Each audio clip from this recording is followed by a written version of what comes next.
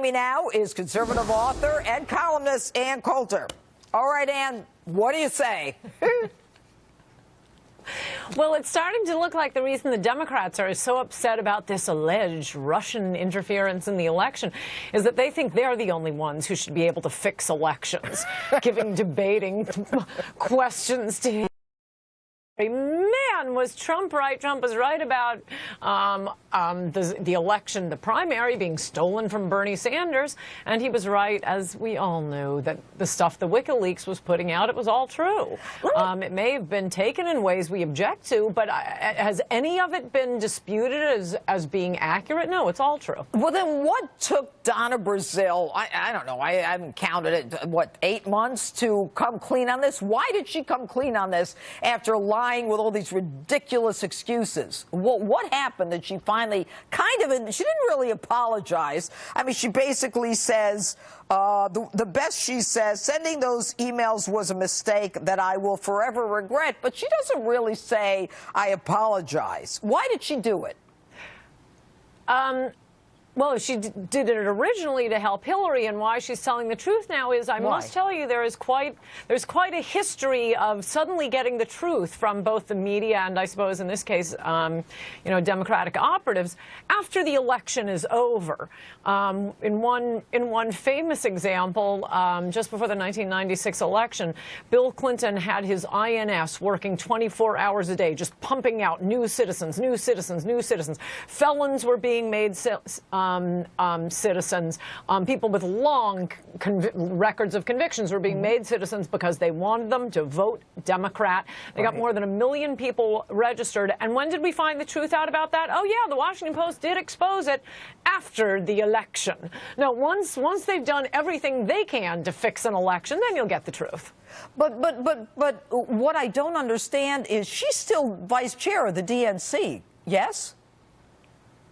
I don't think Democrats mind this. They're at least not the Hillary crowd. I would think the Bernie Sanders crowd would be a little testy about it. But I would think the Bernie Sanders, I think a fair number of them, certainly the ones I know, did vote for Trump, or at least didn't vote for Hillary because of the positions. I mean, Bernie Sanders used to have Trump's position on immigration, did have Trump's position on trade. The funny thing about Bernie Sanders is I liked him when he was a socialist. I don't like him once he became a liberal. Well, all right, let's talk about health care. Now, they're going to vote on Thursday. Hopefully, the House is going to vote. And Donald Trump, the president, is absolutely confident that the no's are going to change to yeses. What do you think? I hope he's wrong.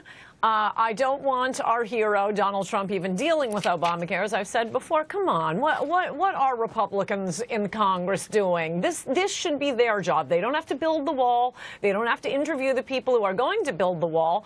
They don't have to, oversee the travel bans, which I'd also like to say something about, or deportation orders or the trade deals. I mean, the president should deal with the stuff the president does with, and Congress should be the one writing a law allowing us to have the president should put his political capital in this new health care.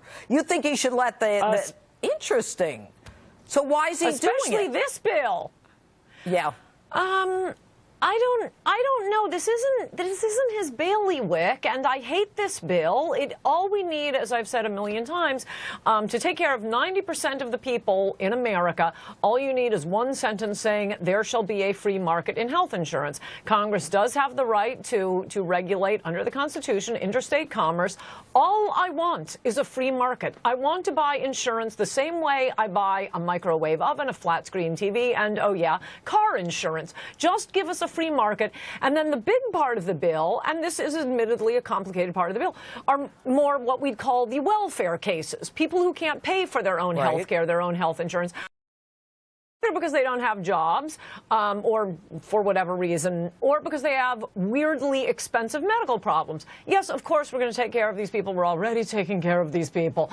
But let the rest of us have a free market in health insurance. All right, then I want to move on. You said that you wanted to talk about the travel ban? All right, hit it. Yes, because you mentioned it, and you're totally, totally, totally right. These judges should be impeached. Ha-ha, something else Congress should be doing. Impeach these outrageous judges. We were warned we were going to get fascism if Donald Trump became president, and oh my gosh, Judge, we're getting it, but we're getting it from the courts. They are violating the rule of law. They are violating the Constitution. They are violating written law, giving the president authority to do this. And, oh, by the way, as long as they're looking at things said on the campaign trail, in Trump's immigration policy paper, I believe it's the very last paragraph, he called for a temporary pause in all immigration, a moratorium. Right. Let's do that. Well, what's amazing to me is I have never heard in contract law or any other law to look past the four corners of a document. Yes. I mean, it's just fundamental first-year law, student. Crazy. Anyway, gotta go. And Coulter, it's always good having you on. Thanks for being with us tonight.